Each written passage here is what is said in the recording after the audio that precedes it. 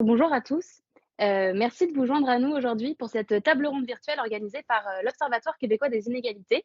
Mon nom est Marianne Castellan, je suis responsable des communications et des affaires publiques pour l'Observatoire et j'animerai la discussion d'aujourd'hui où nous allons parler des différents impacts qu'ont les changements climatiques sur les inégalités sociales. Comme vous le savez très certainement, la COP27 vient de s'achever. Elle se termine sur un bilan contrasté dont on parlera en détail un peu plus tard. Et l'Observatoire a considéré que c'était un bon moment pour mettre un coup de projecteur sur certains enjeux d'inégalité sociale liés au changement climatique qui malheureusement manquent trop souvent de visibilité, comme la question du genre et celle des populations autochtones. Et aussi de se rappeler que les conséquences sociétales des changements climatiques ne touchent pas que les pays du Sud. En effet, dans nos sociétés occidentales, certaines populations sont plus à risque que d'autres de vivre d'importants impacts sociaux liés au changement climatique. Pour alimenter la discussion aujourd'hui, on va retrouver Naomi Léonard, qui est chercheuse à l'INRS en urbanisme et recherche féministe, Anaïs Oud, co-porte-parole pour la mobilisation 6600 Parc Nature du quartier Mercier-Hochelaga-Maisonneuve, Mélissa Molène-Dupuis, militante Inou entre bien d'autres choses à son actif, et Marianne Sarah-Saulnier, chercheuse à l'Observatoire québécois des inégalités. Bienvenue à toutes et merci beaucoup d'avoir accepté l'invitation de l'Observatoire. Parlons maintenant du déroulement de cette table ronde. Marianne Sarah-Saulnier va commencer par présenter dans les grandes lignes les enjeux des impacts des changements climatiques sur les inégalités sociales. Puis nous passerons à la partie discussion qui va elle-même s'organiser en 2 tours de prise de parole. Durant le premier tour, on va faire un état des lieux des inégalités sociales qui découlent des changements climatiques. Puis, le deuxième tour abordera les solutions et les pistes d'intervention. Je vous invite aussi tous et toutes à poser vos questions dans le chat de la rencontre, puisque nous aurons une période dédiée de questions-réponses à la fin du webinaire. Et sur ce, Marianne Sarah, je te laisse la parole pour nous présenter les enjeux des impacts des changements climatiques sur les inégalités sociales. Excellent, super. Donc, je partage à l'instant mon écran. S'il y a quoi que ce soit, n'hésitez pas à me le dire, si on m'entend mal ou si on voit mal. Donc, voilà, ben moi, mon objectif là, pour les 10 prochaines minutes environ, c'est vraiment de mettre la table sur les grands enjeux à saisir pour cerner le lien qui unit changement climatique et inégalité sociale. Donc, à ce jour, les recherches portent surtout sur l'atténuation des changements climatiques d'un point de vue biologique sur la nature. Le côté social a encore peu d'importance dans les médias, on n'en parle pas tant que ça, mais pourtant les recherches scientifiques sont claires, il y a vraiment un lien et c'est important de s'y attarder. À ce jour, la grande majorité des recherches, comme Marianne le dit, d'entrée de jeu, se font surtout dans les pays dits du Sud. La raison, c'est vraiment parce que c'est là que les changements climatiques sont vraiment les plus dramatiques. Ce qui explique pourquoi, à ce jour, il y a très peu de recherches vraiment sur l'impact différencié des changements climatiques ici, en milieu urbain, en milieu occidentaux. Donc, mon but, c'est de présenter un peu les grands enjeux qu'on voit dans la littérature, donc ce qu'on voit dans les pays du Sud, puis vraiment de les arrimer à la situation de l'Occident pour vraiment mettre la table pour faire rayonner ce que vont dire nos invités dans la prochaine heure. Donc, de manière générale, les inégalités sociales qui existent déjà dans la société sont toujours aggravées en situation de crise. Nous, on l'a vu, par exemple, avec la pandémie, mais c'est la même chose avec la crise climatique. Les données, à ce jour, qui sont les plus accessibles dans la littérature scientifique sur l'impact différencié des changements climatiques, c'est vraiment sur le taux de mortalité entre les hommes et les femmes.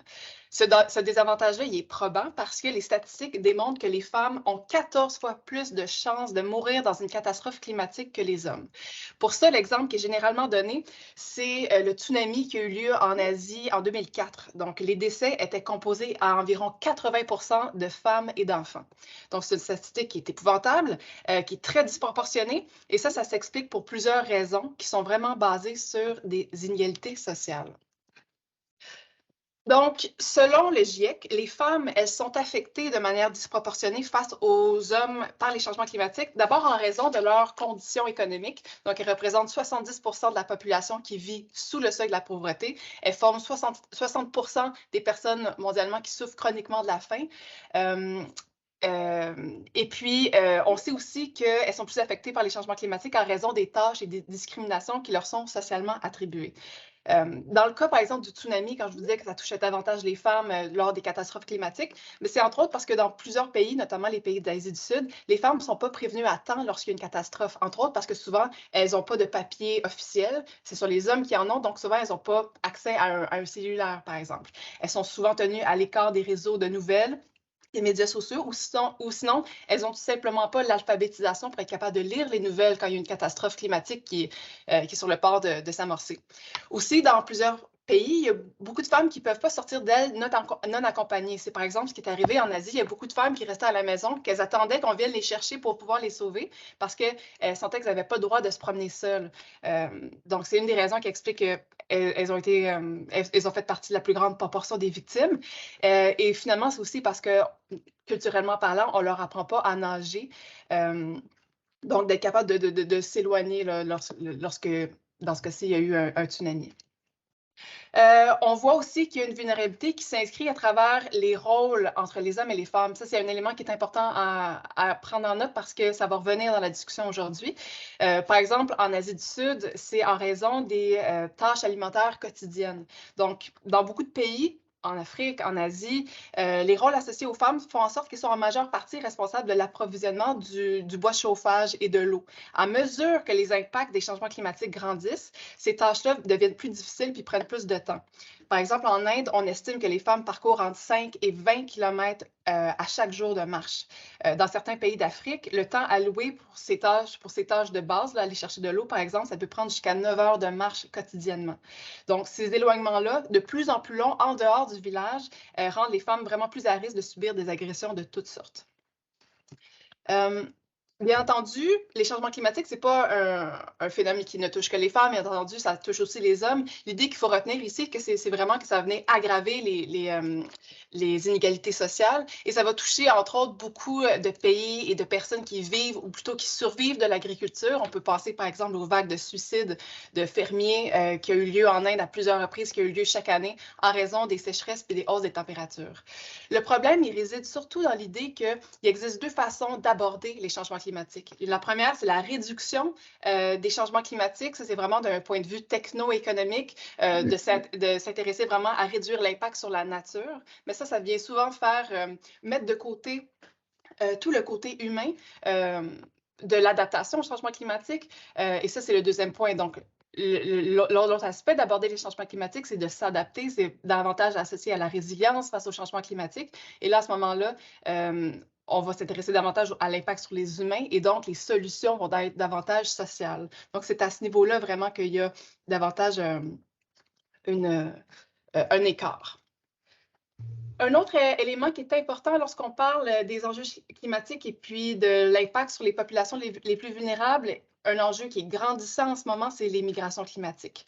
Donc, la violence, elle est exacerbée en situation de migration climatique. Selon le secrétaire général des Nations unies, Antonio Guterres, les changements climatiques sont désormais considérés comme étant le facteur clé qui accélère tous les autres facteurs de déplacement qui multiplient les menaces.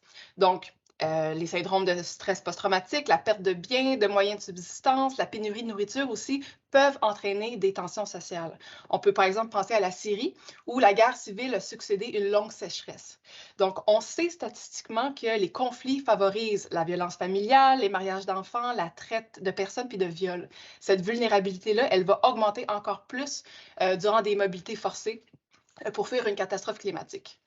Il est à noter que la vaste majorité des migrations climatiques se déroulent vraiment à l'intérieur même des frontières des pays. Donc, pour vous donner une idée, là, sur 4 migrants dans le monde, il y en a 3 qui sont des migrants internes, puis il y en a un qui est un migrant international. Donc, dans la grande majorité des cas, les gens ne veulent pas quitter leur milieu de vie, ils veulent plutôt se mettre à l'abri. Donc, les migrations se font vraiment souvent sur des courtes distances. Aussi, c'est un enjeu qui est extrêmement important à prendre en compte parce qu'on estime qu'en 2021, il y a 59,1 millions de personnes qui ont été déplacées par des catastrophes d'origine climatique. Ça, c'est 3 fois plus que le nombre de déplacés pour des guerres et des conflits armés. Donc, un élément vraiment à prendre en considération dans les années à venir. Finalement, c'est là que je m'arrive un petit peu plus à la discussion qui va avoir lieu aujourd'hui. Donc, les concepts de charge mentale, de personnes à charge, de travail reproductif, ce sont des notions qui vont venir beaucoup dans la discussion aujourd'hui. C'est des notions qu'on voit dans les pays du Sud, mais c'est important de réaliser qu'ils existent ici aussi au Canada, au Québec. Donc, à ce jour, on détient vraiment peu de données sur le lien qui unit changement climatique et inégalité sociale ici en Amérique. La raison, c'est que pour l'instant, c'est vraiment les pays du Sud qui vont subir la majeure partie des des changements climatiques, même si c'est nous, les pays du Nord, qui en sont vraiment les responsables. Les effets ici sont comme encore un peu trop subtils ou secondaires pour vraiment on prenne le temps de s'y attarder puis de les prendre au sérieux, mais on va vous le montrer aujourd'hui, c'est vraiment très réel. Des exemples qu'on peut donner, par exemple, c'est que les gens en situation de pauvreté vivent plus souvent dans des lieux qui sont propices aux îlots de chaleur ou des appartements qui sont mal adaptés aux écarts de température.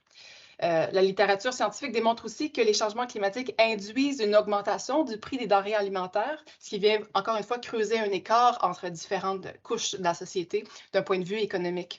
Et ça, c'est bien entendu amplifié avec l'inflation, par exemple. On sait aussi que c'est les femmes qui s'occupent encore davantage des personnes à charge. Cette responsabilité-là va devenir encore plus importante avec les changements climatiques parce qu'on sait que ça vient avec une augmentation de toutes sortes de maladies, des épidémies et des morts aussi qui sont associées aux canicules. On peut penser que l'augmentation des catastrophes climatiques et des vagues de chaleur vont engorger le système de santé, un système qui est déjà tenu à bout de bras majoritairement par des femmes et des personnes immigrantes. Finalement, ben, j'en ai parlé un petit peu plus tôt, mais les catastrophes et les situations stressantes augmentent les cas de violence conjugale. C'est ce qu'on a observé d'ailleurs depuis le début de la pandémie, mais on l'a vu aussi dans le sud des États-Unis en 2005 suite à l'ouragan Katrina. Donc, plusieurs femmes ont dû être déplacées de leur foyer ou ont vécu dans des abris temporaires. Puis on a observé que le taux de violence basé sur le genre subi par ces femmes-là avait plus que triplé dans l'année qui a suivi. Donc, maintenant que j'ai donné un petit peu les grands concepts à retenir, les grandes idées, je vais redonner la parole à Marianne pour qu'elle puisse commencer sa période de questions. Donc, Marianne, c'est à toi. Merci beaucoup, merci beaucoup Marianne. On va pouvoir, donc commencer la période de discussion et ma première question est pour, Naomi Léonard. Bonjour, vous avez effectué une recherche pour le Conseil des Montréalaises afin de cerner l'impact des changements climatiques, plus particulièrement sur les femmes. Est-ce que vous pourriez nous résumer le rôle que le genre joue dans le rapport au changement climatique à Montréal ou du moins en milieu urbain occidental? Oui, merci pour la parole. Merci pour la présentation, Marianne Sarah, qui a quand même très, très bien mis la table par rapport à comment est-ce que les femmes sont touchées de manière assez particulière par les changements climatiques. Donc, au niveau du rôle du genre, comment dire, ça va être autant au niveau de la perception des impacts que dans le type de solution envisagée. Donc là, Marianne Sarah nous a bien présenté un peu comment est-ce que les vulnérabilités que les femmes rencontrent ou dont les femmes sont victimes de par leur position sociale, souvent liées avec des critères de pauvreté et puis de racialisation, sont vraiment sont assez, comment dire, les vulnérabilités sont exacerbées, les vulnérabilités qui sont déjà présentes. Donc, au fond, on assiste à un accroissement de la violence conjugale, de la précarisation économique, de l'assignation au travail reproductif et domestique. Mais il y a aussi tout ce qui est dans les perceptions. Donc, peut-être, est-ce que c'est parce que justement, les femmes subissent plus directement des effets, même ici en Amérique du Nord, que la perception des femmes des changements climatiques va être différente de celle des hommes, toujours de manière générale. Ce n'est pas chaque femme individuellement nécessairement. Donc, il y a le baromètre de l'action climatique au Québec qui s'est intéressé aux dispositions des Québécois et des Québécoises concernant la lutte au changement climatique qui va dans ce sens-là aussi, là, comme quoi les femmes perçoivent davantage la menace des changements climatiques comme étant un enjeu du présent, une menace à court terme. Donc, par conséquent, les femmes vont être moins climato-sceptiques, vont prendre plus de mesures concrètes dans le temps réel. Et bien, conséquemment, également, elles vont vivre des émotions négatives de manière plus prononcée que chez leurs homologues masculins. Donc, ça, c'est vraiment au niveau de la perception. Au niveau des impacts, je pense qu'on en a parlé déjà un peu. Vraiment, la manière dont on peut regrouper les différentes dimensions d'impact, c'est au niveau du stress économique plus élevé, de l'augmentation de la charge de travail, de care, de reproduction, que ce soit dans la sphère privée ou dans la sphère publique, là, comme on voit les institutions publiques de prendre soin sont quand même tenues à bout de bras par des femmes, puis des femmes racialisées qui plus est. Donc, tout ça mis ensemble, évidemment, mais ça porte atteinte à la santé globale et à la santé mentale. Donc, il faut vraiment voir ces enjeux-là comme étant interconnectés et pas à prendre en silo. La hausse des violences genrées et sexuelles en temps de crise, évidemment. Mais ça affecte pas juste... en fait, le fait que ça affecte les perceptions et les effets, ça affecte aussi le type de solutions que les femmes vont pouvoir et vouloir apporter pour lutter face au changement climatique. Donc, un peu comme le mentionnait Marianne-Sarah tantôt, peut-être étant moins dans l'atténuation parce que plus pragmatique, donc plus dans les mesures d'adaptation à l'échelle du quotidien, dans le tissu social, donc comment on prend soin à son échelle personnelle, mais aussi en s'engageant dans des mouvements plus grands qu'elle-même. Donc, on pourrait souligner au Québec la marche du pain et des forêts, par exemple, qui est une... en tout cas, je ne sais pas si Annelise va peut-être en parler, fait que je ne veux pas en parler davantage. Donc, puis comme ça a été mentionné aussi, là, en ce moment, la dimension, pas la dimension, mais l'orientation des solutions qui est prise au niveau plus international, puis de manière plus... la direction que les États ont pris vont davantage s'engager dans des mesures techno-économiques et la valorisation aussi de l'échelle individuelle, ce qui a tendance aussi à reproduire parfois des inégalités entre les hommes et les femmes, mais aussi entre les femmes elles-mêmes. Donc, en gros, ce qu'il faut retenir, c'est que si les femmes sont plus vulnérables de manière générale, c'est le résultat des discriminations, de différentes formes de pression. Donc, certaines femmes qui vont se situer à la croisée de différentes formes de pression et de discrimination vont être encore plus à risque. Mais donc, cette vulnérabilité-là, on peut travailler dessus, ce n'est pas inhérent. Et que les femmes ne sont pas juste vulnérables, elles sont aussi agentes de transformation. Elles ont un rôle, elles prennent ce rôle-là aussi de lutte au changement climatique, puis c'est important de les écouter et de les entendre. Il faut juste faire attention aussi de ne pas se situer dans l'espèce de dualisme entre la victime et l'héroïne, un peu. Donc ça, des fois, ça peut être dans les discours internationaux, c'est un peu on replace les femmes comme étant soit des victimes, soit des héroïnes. Donc, on va laisser ça aux femmes, évidemment, elles vont sauver le monde, mais c'est pas ça non plus. Ça prend aussi des nuances à cet égard-là. C'est vraiment très intéressant. Vous l'avez mentionné, le fait que les rôles sociaux genrés, comme l'assignation des femmes aux tâches reproductives, vous avez parlé du care également, dans le fond, ça a un rôle névralgique dans le rapport au changement climatique. Est-ce que vous pourriez développer un peu là-dessus?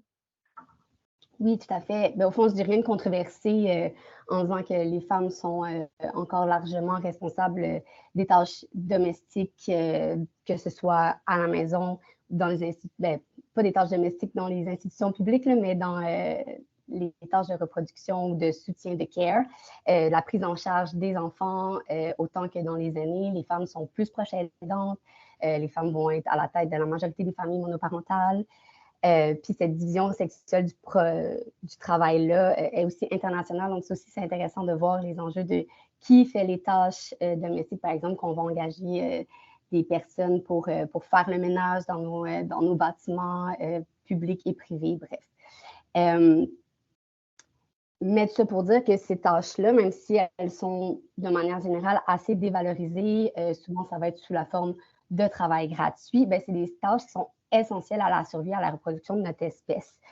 Puis après, c'est des tâches plus ou moins profitables pour le système économique capitaliste dans lequel on vit, même s'il reste essentiel pour l'accumulation du capital. Mais ça, je vous référerai au texte de Silvia Federici si ça vous intéresse comme sujet. J'avais envie de donner, par contre, un exemple peut-être un peu flagrant, pas nécessairement flagrant, mais un exemple un peu emblématique de ça, puis ce serait le zéro déchet. Le zéro déchet qui est un peu un mode de vie qu'on promeut comme étant écologique. Et des études ont démontré que cette tendance-là du zéro déchet avait des impacts chez les femmes qui étaient un peu démesurés. Donc, je vais y aller en 3 observations. Tout d'abord, ça vient faire reposer la responsabilité de l'action climatique au niveau des tâches de reproduction sociale et du quotidien, ce qui habituellement est attribué aux femmes. On parle autant de la confection des lunchs que de la consommation plus responsable de produits ménagers ou même de devoir faire ces produits ménagers. Donc, cette responsabilisation-là, voire cette culpabilisation-là à l'échelle individuelle crée une charge mentale ou ajoute à la charge mentale et temporelle déjà présente, sans parler de la charge économique qui vient aussi avec parfois l'adoption d'un tel mode de vie.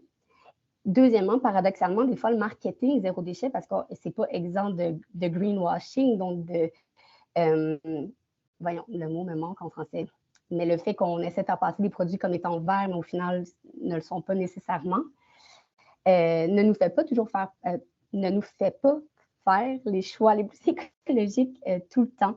Donc, par exemple, les pailles en métal ou les sacs en coton réutilisables, si on va les acheter en voiture ou si on ne les utilise pas une bonne centaine de fois, on est aussi bien de consommer des pailles en plastique toute sa vie. Donc, le calcul individuel de la bonne action climatique est vraiment complexe.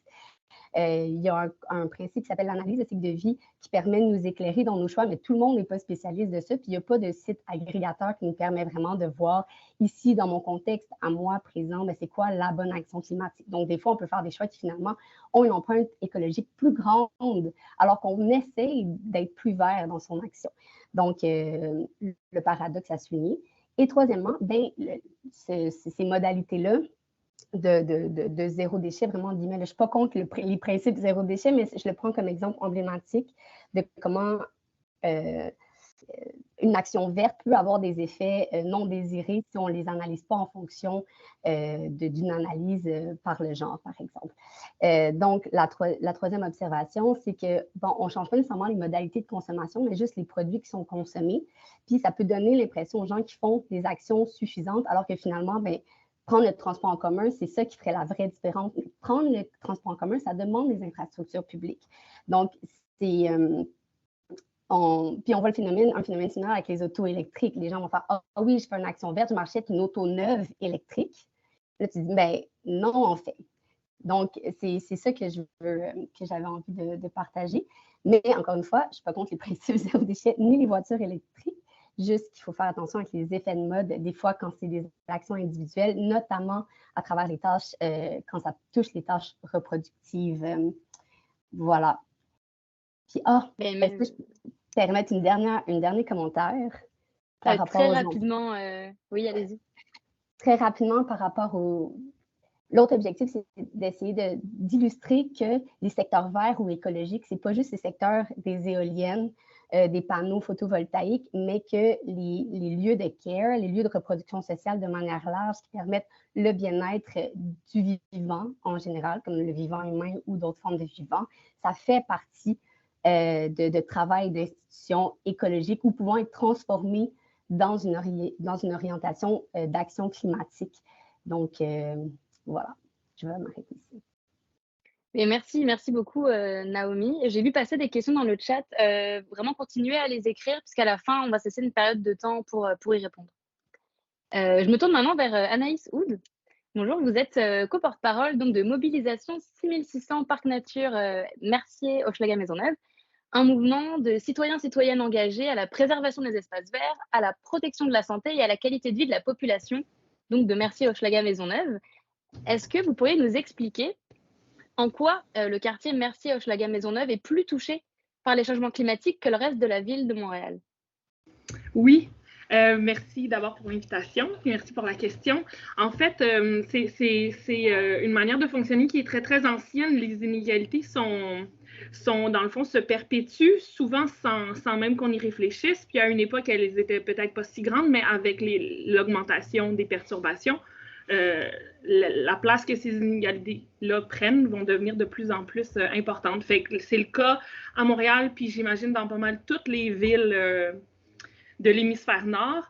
À cause des courants de vent puis de l'eau, on va placer les populations les plus pauvres à l'endroit où elles vont subir, en fait. On va installer, on va construire les usines, les industries qui sont très, très polluantes à l'endroit de la ville où les populations les plus riches ne vont pas subir ni les odeurs ou ni les émanations. Et donc, les populations les plus pauvres vont se retrouver aux alentours de ça. Fait que c'est marqué à Montréal, évidemment, entre l'Est et l'Ouest. Donc, il y a une plus grande minéralisation, une moins grande canopée, plusieurs sources de pollution, autant atmosphérique que pollution lumineuse, pollution par le bruit, pollution, on les accumule. Et nous, dans notre secteur de la ville, c'est évidemment l'industrie portuaire. C'est le port de Montréal qui est présent sur l'entièreté de la berge, pratiquement. Et autour de ça, c'est toute l'industrie de la logistique internationale, du transport de marchandises dont on subit les plus grands effets. Et puis, c'est vraiment, c'est ça, tu sais, une médecin du quartier, là, Claudel Desrosiers, qui a pris la parole récemment pour les villes vivantes, qui affirme dans le fond que comme médecin, comme quand on travaille sur la santé, on peut seulement avoir une influence sur 20%, puis que le reste, c'est l'environnement dans lequel on vit beaucoup, ou la génétique, mais beaucoup l'environnement dans lequel on vit. Et donc, l'environnement dans lequel on vit, nous, dans l'est de Montréal, c'est un environnement qui est pollué, qui est asphalté, puis où on subit le camionnage, puis les nuisances exponentielles liées à tout ça. Et donc, en période de réchauffement climatique, s'il y a des canicules, c'est dans notre arrondissement qu'il y a eu le plus de mortalité lors de la dernière canicule. Si on subit des inondations aussi, si on subit, que ce soit la sécheresse, que ce soit les tempêtes, que ce soit tout, on est très, très, très peu résilient, simplement parce que historiquement, c'est là où on a mis toutes les choses négatives que le reste de la ville ne voulait pas trop voir. Et tout ça, c'est vraiment en augmentation. Fait que nous, dans Mercier, notre mobilisation, c'est vraiment créé contre l'implantation, le redéveloppement industriel qui est prévu actuellement dans l'Est, qui s'accompagne aussi de développement d'infrastructures. J'ai beaucoup aimé le commentaire de Naomi qui disait, tu sais, il faut des infrastructures pour permettre, en fait, le problème des changements climatiques, tu sais, principalement, ça va être les combustibles fossiles, puis la disparition des forêts. C'est ça les plus grands problèmes. Fait que c'est à la fois les véhicules à moteur, puis à la fois l'agriculture beaucoup ou l'urbanisation.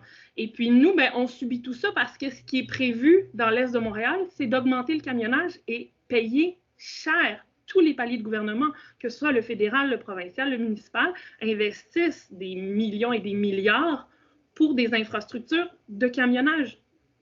Et ce ne sera pas des infrastructures de transport en commun, ce ne sera pas des infrastructures de mobilité active et ce ne sera pas des espaces verts. Au contraire, tout ce qui est prévu démolit les espaces verts qui sont présents, qui nous rendaient des services écosystémiques grands, qui permettaient une certaine résilience.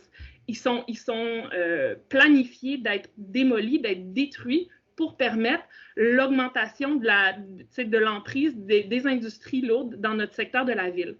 Fait que c'est ça notre mobilisation essentiellement contre ce genre d'industrie-là et pour essentiellement la préservation des rares espaces verts qui nous restent, qui sont des milieux pollués, mais la nature fait si bien les choses, est capable de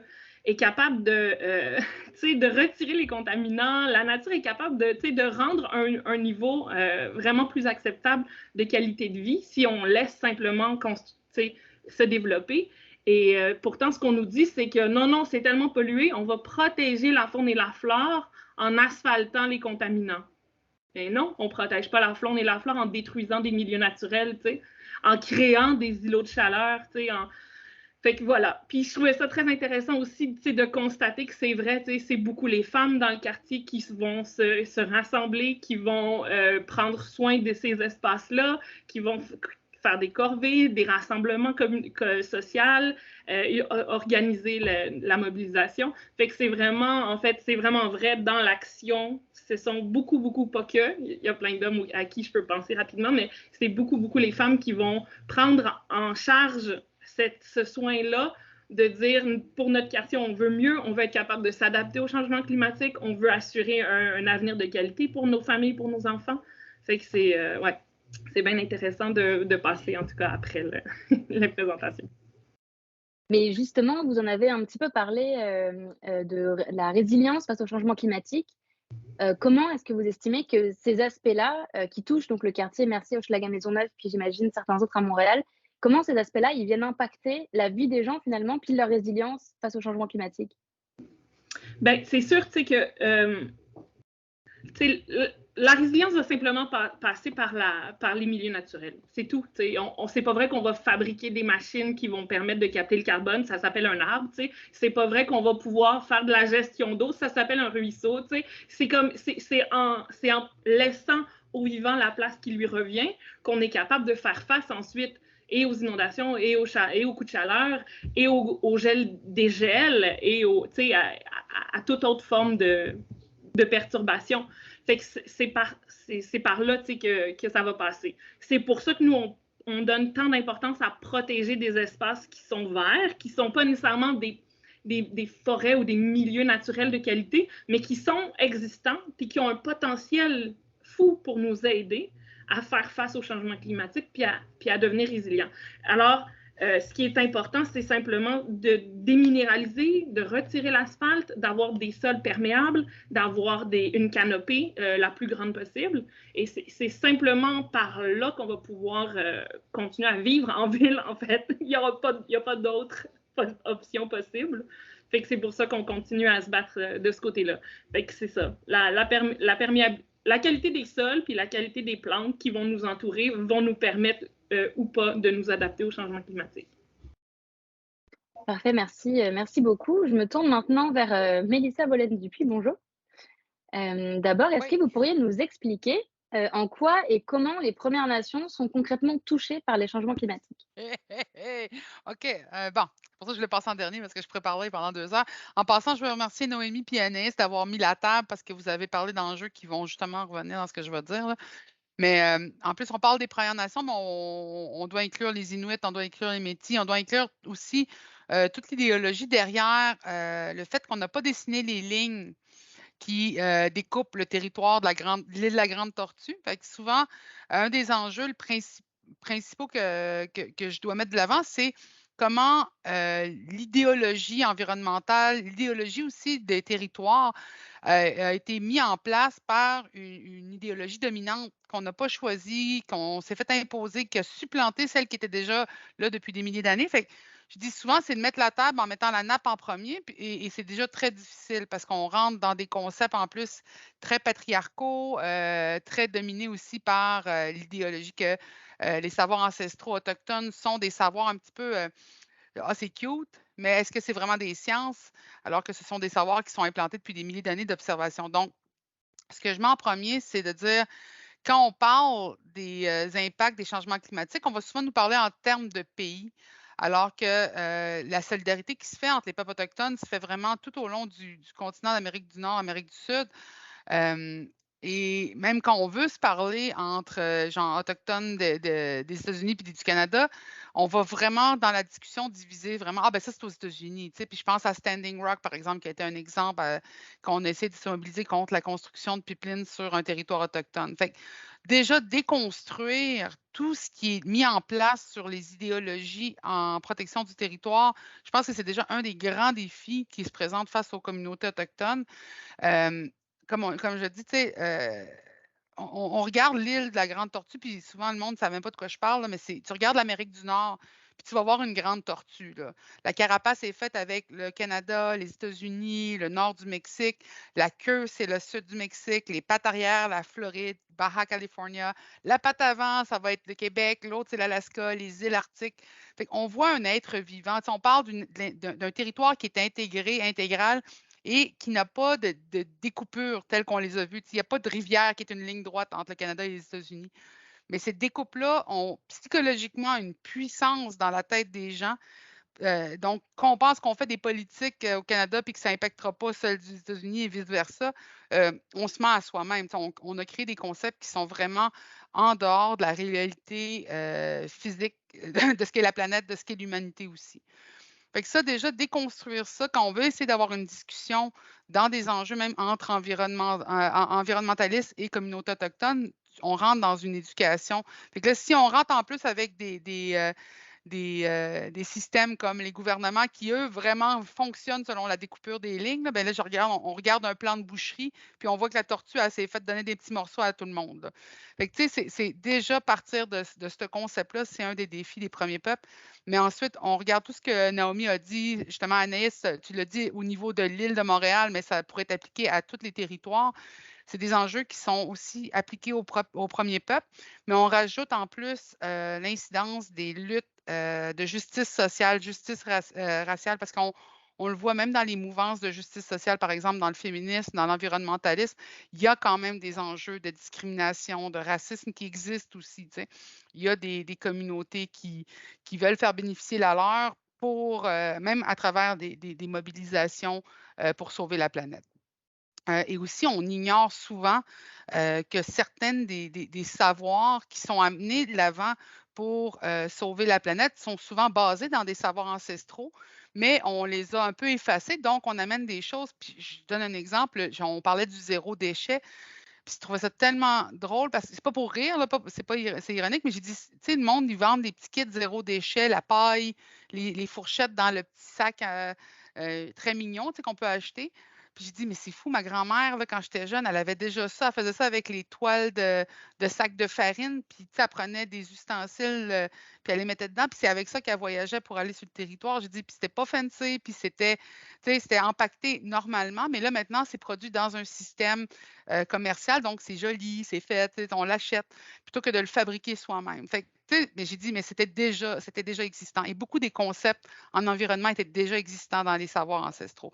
Mais des fois, ils sont un petit peu détournés, puis même distordus de ce que c'est à l'origine, tu sais, parce que ça rentre dans un système. Fait que vous comprenez que j'arrive avec beaucoup de choses. Dans le cas des femmes, le territoire et les femmes, l'eau et les femmes, c'est deux enjeux qui sont collés à nous. Fait que juste pour vous dire, la protection de l'eau, c'est souvent identifié aux femmes autochtones, mais parce qu'on considère qu'il y a une rivière millénaire qui coule dans les femmes à travers le cordon ombilical de génération en génération. Puis quand tu remontes cette rivière-là, de ma fille à moi, à ma mère, à ma grand-mère, à mon arrière-grand-mère, tu vas remonter jusqu'à la première grand-mère qui est la Terre.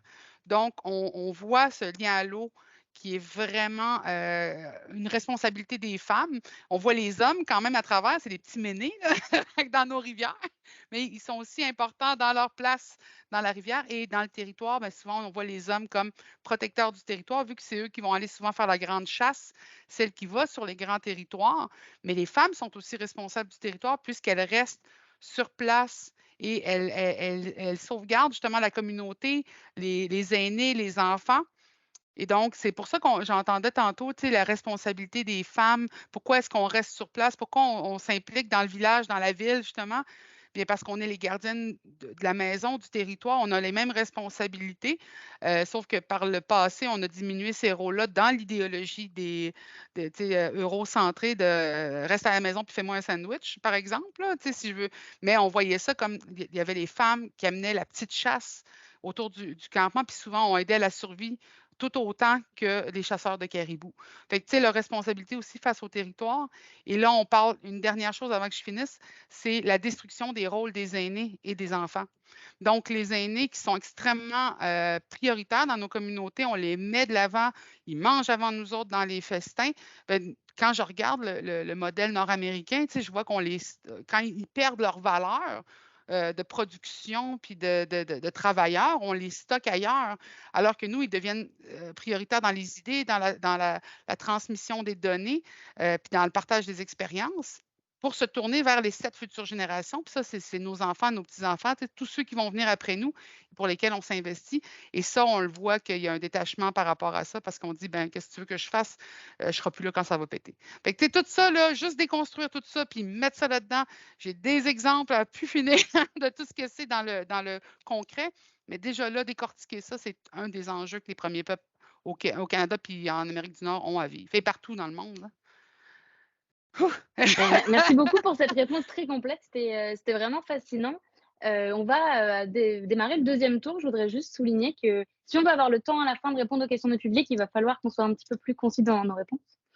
Parce que c'est quand même intéressant d'aborder les solutions maintenant qu'on a un peu mis la table avec l'état des lieux. Donc Naomi, je reviens vers vous. De votre côté, quelles sont les solutions qui ont émergé dans vos recherches à Montréal afin de diminuer l'impact différencié des changements climatiques sur les femmes? Vous pouvez aussi nous donner des petits exemples d'aménagement urbain ou de politiques publiques qui ont un impact positif donc sur l'adaptation plus juste au changement climatique.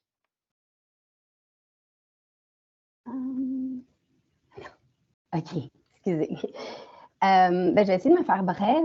Au fond, nous, les 5 grands domaines qui étaient ressortis de la recherche qu'on a faite spécifiquement à Montréal, j'ai mis l'avis d'ailleurs dans le chat, s'il y en a que ça peut intéresser d'aller consulter plus largement. Mais il y avait l'accès au logement viable et abordable, la mobilité, l'accès aux espaces verts, l'éviter des services de proximité, puis l'engagement citoyen. Donc, grosso modo, l'idée étant que les gens doivent pouvoir être bien logés pour réduire leur vulnérabilité aux effets des changements climatiques. Ça veut dire avoir accès à des logements bien isolés qui sont capables de se payer et que le fait de mettre un certain pourcentage d'argent dans leur logement ne va pas les empêcher, par exemple, de se procurer des légumes frais, mettons. Au niveau de la mobilité, vraiment, l'accessibilité du transport en commun, on le sait, Montréal, la mobilité, c'est le secteur qui produit le plus de GES. Donc, on doit nécessairement agir sur cet enjeu-là et ça passe par le transport actif qui ne peut pas être accessible soit, mais aussi par un transport en commun qui est plus accessible et aussi abordable.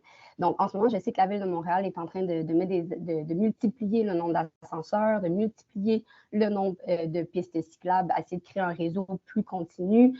Moi qui est cycliste hivernale, de maintenir ce réseau-là à l'hiver également. Tout ça, c'est des gestes dans la bonne direction. Je sais justement dans Merci Chagrin-Maisonneuve, ils ont eu un gros programme de verdissement. Ça aussi, c'est important parce que oui, Montréal a beaucoup d'espaces verts, mais ces espaces verts-là sont inégalement distribués sur le territoire. Aussi d'écouter les groupes communautaires, notamment qui sont proches des citoyens et citoyennes, parfois en situation de vulnérabilité, parfois non, mais qui sont au courant de ce qui se passe dans leur localité puis des besoins. Donc, l'idée, c'est pas nécessairement... Bon, je sais que Montréal, il y a le plan climat 2020-2030 qui parle notamment de l'inclusivité, mais dont le genre n'est mentionné partout, la race non plus. Donc, d'essayer d'intégrer peut-être l'adoption de l'ADS, l'analyse différenciée selon les sexes, plus donc dans une perspective intersectionnelle idéalement, pour faire l'analyse de leur politique publique. Puis un des exemples qu'on peut donner par rapport à ça, c'est le déneigement. C'est un exemple qui sort un peu nulle part, ça a l'air un peu saugrenu, mais l'idée étant que, par exemple, dans une petite ville de Suède, ils ont appliqué la DS+, à toute leur politique qui avait l'air bien neutre à la base, mais ils se sont rendus compte que finalement, leur politique de déneigement avait des effets sexistes et que cela faisait que les femmes se blessaient parce que les rues qui déneigeaient en premier priorisaient les hommes qui allaient au travail et ce genre de choses. Donc, ici à Montréal, par exemple, excusez, je vais terminer ma première idée. Donc, ils déneigeaient ces rues-là, ce qui faisait que les femmes qui ont des parcours quotidiens plus complexes en allant porter les enfants à la garderie, en allant à l'épicerie et tout ça, ça faisait que l'hiver, elles se blessaient plus. Et 8 ans plus tard, après avoir changé leur qualité de déneigement, on se rend compte que les femmes se blessent moins. Donc, à Montréal, on déneige les trottoirs en premier, ce qui est super bon. On le justifie par rapport au transport actif, ce qui est bien, mais on pourrait renforcer encore la pertinence de cette mesure-là si on allait avec des analyses ADS+, sur différentes politiques publiques qui, a priori, n'ont pas l'air d'avoir rien à faire avec l'égalité homme-femme, par exemple. Mais merci beaucoup, c'est vraiment c'est très original comme exemple, c'est très visuel. Je pense qu'on a tous bien, en tout cas, on a bien l'idée en tête. Mais justement, vous avez parlé du plan climat à l'échelle de la ville de Montréal. Ma prochaine question s'adresse à Anaïs Hood. Un plan climat comme ça, à l'échelle du quartier Merci Hochelaga-Maisonneuve, ce serait quoi vos attentes vis-à-vis d'un tel plan? Encore une fois, le plus concis, le mieux, pour qu'on ait le temps de répondre aux questions des spectateurs. Je vais essayer d'être concise. J'ai énormément de critiques face à ce genre de politique-là. D'abord parce que, en fait, je vais reprendre l'exemple qui était donné tantôt de greenwashing à travers, par exemple, des objets de zéro déchet. Dans ce cas-là, je pense qu'un plan climat sert de greenwashing à des politiques qui apportent rien du tout ou qui parfois activement nuisent aux populations locales en termes d'adaptation au changement climatique, et simplement en réussissant à cocher plan climat, ça va passer, vite, on finance un plan climat, tout va bien. Et le meilleur exemple qu'on a ici dans notre arrondissement, c'est justement autour du camionnage et du port de Montréal. Ils sont en train d'augmenter l'efficacité du camionnage, donc en créant des nouvelles routes, souvent en partie aériennes, pour permettre aux camions de rouler plus vite, plus rapidement, en plus grande quantité. Là, tu sais, des routes aériennes pour que les camions roulent plus vite, en plus grande quantité. c'est de la pollution, c'est de la pollution, c'est de la pollution, c'est de la pollution, c'est de la destruction du territoire à 100%. Et en plus, ces routes-là ne vont pas passer dans une zone industrielle désaffectée, non, ils vont passer dans un boisé. Ça va se faire à l'intérieur d'un milieu naturel, dans une prairie humide qui a en bordure d'une zone industrielle. Nous, ce qu'on veut, c'est évidemment préserver ces espaces-là, excepté que l'on se fait répondre que créer une route qui détruit un boisé puis une prairie humide, ça respecte le plan climat de la ville de Montréal. Fait que ça, c'est des exemples de greenwashing là, qui sont tellement, en fait, insultants. C'est tellement comme méprisant de se faire répondre « Ah, on fait ça pour le climat », tu sais. Comme il va falloir que les gouvernements prennent la responsabilité. Comme non, nous, on choisit d'investir dans le camionnage, tant pis pour le plan climat, auquel cas on pourra leur exiger, bon, ben alors compensez ailleurs. Faites pas croire que cette mesure-là est favorable à la lutte au changement climatique ou va améliorer la quantité d'émissions émises à Montréal. C'est faux, c'est faux. Fait que je m'excuse, je suis pas très brève, mais c'est exactement comme le verdissement aussi. On va vraiment se féliciter d'avoir planté des arbres, excepté que combien ont été coupés à côté en même temps. Est-ce que ça en prend compte? Non, pas du tout, parce qu'on va détruire des espaces verts, des milieux boisés, puis on va dire, oui, mais sur le bord de la route, j'ai réussi à planter 100 arbres. Excepté qu'on a détruit un écosystème et tout un rapport, plein d'interactions qu'il y avait autour de ce milieu-là, où justement le rafraîchissement, puis la gestion de l'eau, puis la quantité d'espèces vivantes qui y trouvaient refuge était tellement plus importante que les 100 arbres qui auront été ensuite plantés dans un plan de verdissement. Et moi, j'aime dire que le plan de verdissement, c'est une manière de réparer les erreurs du passé, mais je trouve qu'aujourd'hui, on doit activement s'assurer de faire les bons choix et c'est pas ça qu'on est en train de faire. On essaye toujours de réparer les erreurs qui ont été faites il y a 20-30 ans, mais on continue à faire de plus en plus d'erreurs dans nos aménagements actuels. Et ça, c'est pas un travail que j'ai envie de laisser à mes enfants qui devront se battre dans 20-30 ans pour réparer les aménagements horribles qui auront été faits actuellement.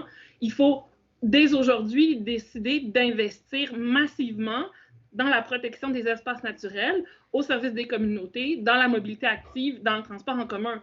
Pas dans le camionnage, pas dans l'industrie lourde, puis pas dans la destruction des milieux. C'est ça qui est important de faire. Désolée. Merci beaucoup. Regardez, vous laissez la tâche un peu plus difficile à Mélissa Molène-Dupuis pour sa dernière question. Parce que là, il est 1h moins 10, donc si on va avoir quand même quelques minutes pour répondre aux questions du public, la dure tâche retombe sur vous d'être vraiment bref sur ma prochaine question. Dans le fond, je me demandais simplement, donc on a parlé des premiers peuples tantôt, est-ce qu'il y a des actions concrètes qui ont déjà été amorcées? Puis qu'est-ce qu'on pourrait faire, mettons, pour donner plus de place à ces communautés-là quant aux solutions d'adaptation au changement climatique? Bien, je pense qu'une des choses que je peux avancer vraiment clairement, c'est que les communautés autochtones ont mis des plans en action depuis bien longtemps, avant qu'on parle de plan d'action au changement climatique. Fait que souvent, je dis tout le temps, on n'a pas besoin de prouver qu'est-ce qu'on fait depuis des décennies à essayer de se défendre, à essayer de protéger le territoire. C'est un peu difficile. Ce qui est difficile aussi, par exemple, c'est de le faire dans un contexte où est-ce qu'on est regardé avec des lunettes qui viennent d'un milieu qui n'est pas le nôtre. Fait que souvent, on va juger, par exemple, des personnes qui protègent le territoire, mais qui le font dans des VUS, des Ford F-150, puis on va être dans des campements, on va brûler du bois, puis on va manger des Oreos. Ça va être vraiment regardé. On va faire excusez-moi l'anglicisme, mais du virtue signaling de la part des Autochtones en leur demandant, il est où ton kit réutilisable, puis pourquoi tu n'as pas pris ton vélo pour te rendre? C'est un peu ça aussi, ce qui est des fois opposé face aux protecteurs du territoire qu'ils font, mais hors dehors de l'idéologie environnementaliste, ils le font en fonction de leur culture puis de leur tradition de protection du territoire, une responsabilité qui est millénaire. Fait que souvent, ça va être quelque chose qui est très difficile. Fait que même moi, quand j'ai commencé à travailler dans le milieu environnemental, je trouvais ça dur. Je voulais respecter ce que mes collègues faisaient, mais des fois, je me rendais compte que ce n'était pas du tout applicable parce qu'on parle de contexte d'environnementalisme dans des contextes qui sont favorisés, alors que là, on va aller dans des communautés qui, justement, n'ont pas les mêmes privilèges. Je pense, Manawan, qui a une route de chenoute, puis j'étais bien contente d'avoir un F-Ford 150 quand que je me suis rendu compte, j'ai manqué prendre le clos à cause que c'est une terre de foresterie qui est entretenue puis que quand aussitôt qu'il mouille, ça devient vraiment une patinoire. Fait que, tu sais, c'est même des risques pour la santé puis la vie des membres des communautés. Il y a souvent des accidents de camions parce que justement, ces routes-là ne sont pas entretenues. On n'a pas accès au même genre de qualité de route, par exemple. Fait qu'on ne parle même pas d'ouvrir des routes sécuritaires ou des routes pour l'industrie. On veut juste avoir des routes qui nous tueront pas des fois. Alors, puis beaucoup des communautés sont dans des lieux très, très distants. Tu sais, si tu es chanceux puis que tu habites sur le bord de la 138, c'est autre chose. Mais par exemple, ton territoire, il n'est pas pavé. Fait que ça devient quelque chose qui est différent. Puis la discussion, elle devient longue. Fait que vous comprenez qu'on vient nous amener dans un champ gauche pour parler d'environnement. Puis là, on est en train de dire, oui, mais les caribous, oui, mais les orignaux, oui, mais la forêt, tu sais, puis on essaye de parler de la base et on nous amène dans des conversations tertiaires. Fait que c'est pour ça que c'est des fois difficile de pouvoir comparer nos luttes dans un contexte de privilège et en plus de le rentrer dans un contexte canadien où est-ce qu'on est non seulement en train d'essayer de protéger le territoire, mais on doit parler des enfants qui ont été retrouvés dans les pensionnats, les effets des pensionnats, le fait qu'on est surreprésenté dans les systèmes de santé, excusez-moi, pas de santé, les systèmes carcéraux, que nos enfants sont pris dans les systèmes de la DPJ plus vite puis plus en grand nombre que le reste de la population du Canada. Fait que ça fait qu'on a plusieurs paniers remplis de luttes et qu'on est épuisé à travers ça. Fait que c'est difficile de pouvoir se concentrer sur une seule lutte puis sur un seul combat quand on a plusieurs enjeux de discrimination à défaire dans le Canada aujourd'hui. Alors, beaucoup des solidarités qu'on crée aussi avec les communautés racisées sont très difficiles à faire comprendre parce qu'elles sont tellement spécifiques à nos communautés. Je pense beaucoup aux personnes dans Montréal-Nord parce que tu regardes le verdissement sur le sud de l'île, c'est quelque chose qui existe. Puis je trouve que dans le nord, ça n'existe presque pas. Puis quand on parle d'aller dans un espace vert, bien, on se retrouve avec une communauté qui est toute empaquetée sur un petit parc. Parce que c'est un des rares espaces verts qui existent pour avoir été faire des pique-niques justement dans le coin de Montréal-Nord. J'étais comme, tu sais, on pourrait être plus étendu, tu sais, puis, mais on n'a pas cet espace-là pour toutes les familles. Fait que c'est un peu ça l'enjeu aussi des discussions qui existent, c'est dans les impacts de la discrimination. Puis là, je ne rentre même pas dans le fait qu'on est dans une récession, que les changements climatiques sont déjà là, qu'on a une perte de sécurité alimentaire dans les communautés, donc une augmentation de la dépendance face aux aliments qui sont transformés, qui ne coûtent pas cher, puis qui se rendent justement de façon pas chère. Fait que pizza, chips, tous les petits jus sucrés avec des colorants. Et ce qui m'avait vraiment étonné, c'était quand j'avais fait, pour conclure, là, le test sur les glyphosates. Puis moi, je fais comme, bon, on va voir combien j'ai de glyphosate dans le corps. Et je m'étais retrouvée être la deuxième personne après l'agriculteur qui travaille dans les glyphosates à avoir des glyphosates dans ses urines. Et ce que j'ai identifié, c'est mon alimentation. L'alimentation dans laquelle j'ai été élevée puis auquel j'ai accès, c'est une alimentation très transformée, à part pour les aliments qui venaient du territoire. Donc, c'est vraiment de voir l'alimentation qui est liée à la pauvreté et celle qui est l'alimentation bio, qui est accessible. Excusez-moi, mais on va prendre 4 paquets de ramen plutôt qu'une pomme pour le même prix. C'est vraiment ça, les besoins alimentaires dans les communautés, des fois. Puis, je ne veux pas faire de misérabilisme, mais c'est juste que la distance crée l'augmentation des prix. Fait que même si on a un salaire qui est équivalent à quelqu'un de Montréal, on dépense des choix 2 fois plus parfois pour notre alimentation. Et on ne parle même pas d'une alimentation bio ou d'artisanale, là. Fait que, je peux vous dire, je pourrais continuer pendant 100 ans, mais je vais arrêter là. Oui, merci beaucoup, c'est vraiment très intéressant. Je souligne en passant que l'Observatoire a récemment publié un rapport sur l'insécurité alimentaire qui rejoint certains de vos constats. Merci beaucoup. Marianne, Sarah, as-tu relevé des questions dans le chat? Oui, ben, je peux faire ça en 2 minutes top chrono. Vous avez été vraiment sacoche dans le chat parce que vous avez beaucoup répondu entre vous à certaines questions, donc ça ne sert à rien de les répéter. Mais j'aurais une question vraiment précise. Chez Anaïs, vous avez parlé de un grand projet de verdissement. Quelqu'un demande de quel projet exactement vous parlez? Je pense que c'est Naomi qui avait oui. parlé d'un grand projet de verdissement, mais je sais que l'arrondissement a un grand, justement là, travaille beaucoup à faire du verdissement, excepté que, c'est ça, il faut comprendre, que, mettons, si Montréal visait 25% de canopée, nous, on avait seulement 14% dans notre arrondissement, qu'on en a perdu beaucoup avec la grille du frein, qui est arrivée justement de par l'industrie de la logistique internationale. Notre quartier a été notre arrondissement a été le plus touché par la perte de canopée à ce moment-là. Mais dans le secteur industriel dont je vous parle, c'est moins de 5% de canopée. C'est moins de 5% de canopée. Et là, les dangers sur la santé sont vraiment immenses dans ce genre de cas-là. Et c'est pas là qu'on a des projets de verdissement, au contraire, alors que les populations qui sont à proximité de ça en auraient vraiment besoin énormément. Fait que, en tout cas, on travaille, là, on s'y implique là, à la transition écologique et tout ça, excepté que c'est ça, les investissements sont pas là. Les investissements sont vraiment massifs pour les infrastructures de transport puis pour les industries privées. Et pour la santé, la sécurité de la population, les investissements sont pas à la hauteur de ce qu'on a réellement besoin pour faire face au changement climatique. Parfait, merci. Écoutez, pour les autres questions, honnêtement, c'est super. Là, vous êtes vraiment répondu entre vous. Donc, je vais me permettre peut-être de donner un petit mot de conclusion qui va un peu wrapper le tout de ce qu'on s'est dit.